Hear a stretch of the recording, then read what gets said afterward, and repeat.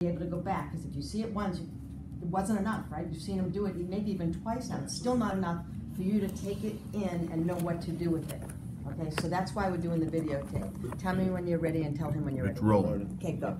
So what Sandler says is there's 7 components to the sales cycle.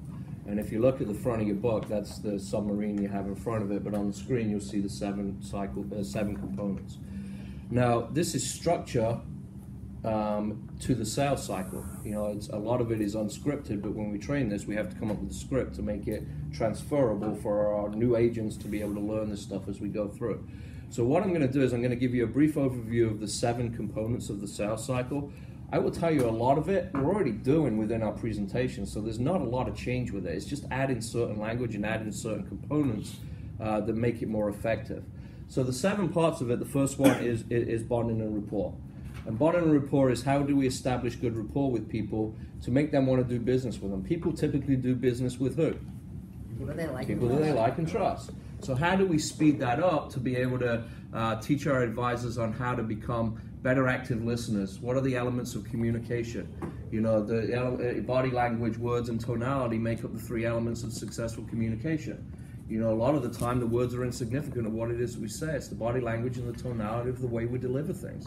This is all bonding rapport. We talk about primary sense dominance. You will hear people talk about what kind of primary sense they have. Somebody will say, hey, David, I hear what you're saying. That would be, you got it, an auditory person. Somebody will say, hey, I feel you, right? That's a kinesthetic kind of person. I see what you're saying. That's a visual person. So how do you speed up the thing of what it is that we do? Also within the bonding and rapport is spending a lot more time on networking. You know, with the hazard of what it is that we have for leads and 90% of our activity that comes through the agency, we don't do enough networking. We don't do enough language and coaching of what people to say. There's not enough organizations being joined. We're not working it from the top down to the bottom up. So the FORM method is another way of doing that. That stands for family, occupation, recreation, motivation.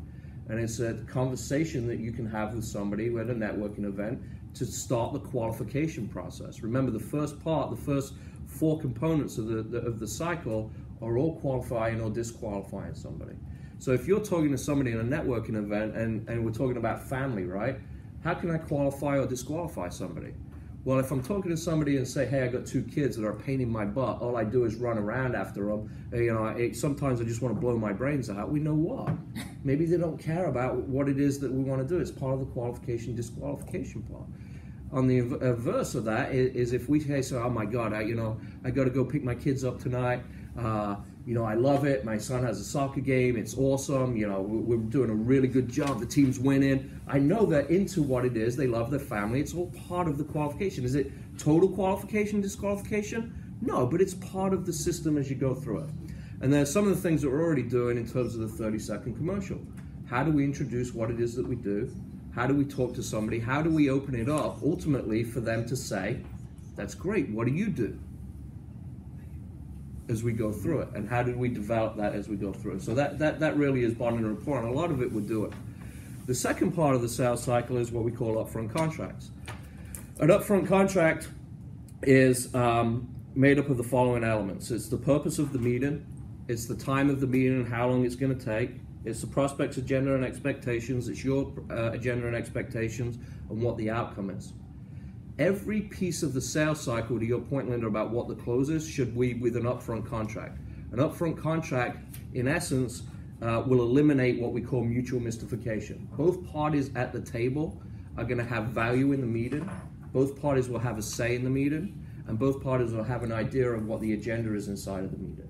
Now, the upfront contract becomes at every stage. So if we set the upfront contract that we're going to get together, and I'll use the example of reviewing somebody's life insurance, right, through an orphan lead. Well, we got to set an upfront contract.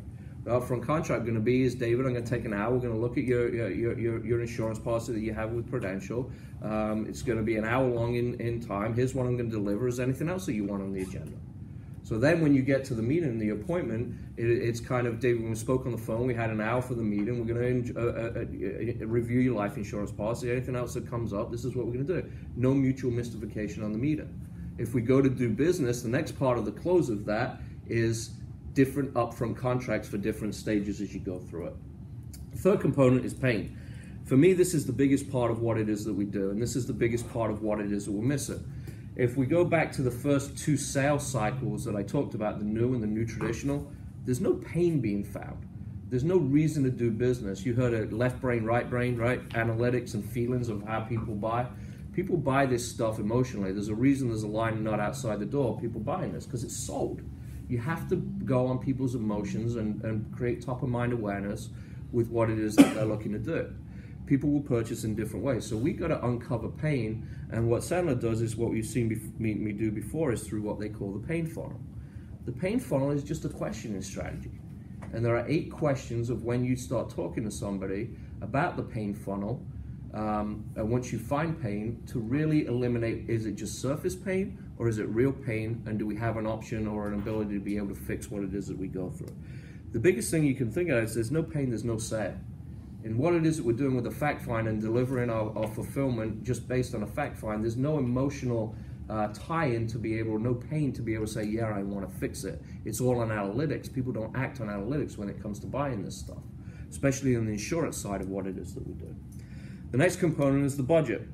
When we look at the budget, we look at 4 different techniques of being able to talk about money. Now, a lot of people are uncomfortable talking about money.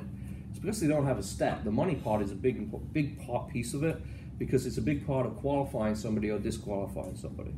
If you can qualify somebody, you are qualifying that they have money to spend on the plan that you're putting together, or you're disqualifying them saying, wait, I don't have any money to spend into it. So some of the techniques include just simply asking, right? You know, if you put your head down at night, Mike, and you think about fixing your life insurance, what kind of budget do you have in mind that you want to spend? Some people will tell you, some people will say what? I have no idea. You tell me, right? Those are the answers we get sometimes. You hear it a lot.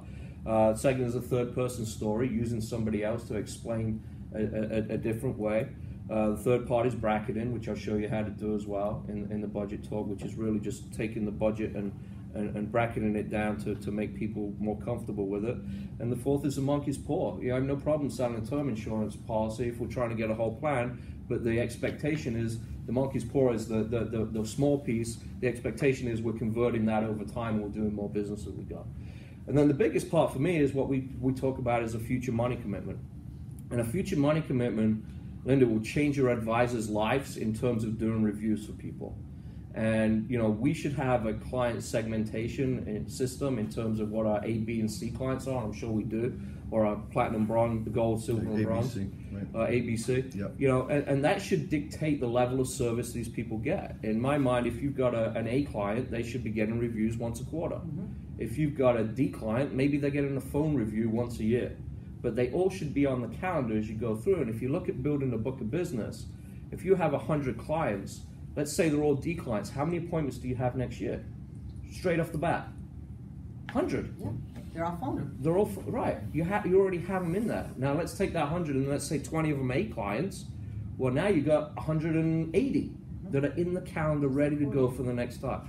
But what people make the mistake of is they just go back and review the plan. Yep. With a future money commitment, you will have X amount of GDR already done from your current clients because you're setting the expectation of there's future money going into this plan. People plan every single year and update and do what it is. The problem we have is when we do it transactionally, it's a one and done. Here's your life insurance policy and we're off, right? That's it. There's no kind of, here's how we're going to adjust it, here's how we're going to go and setting the expectations as we go through. Can we stop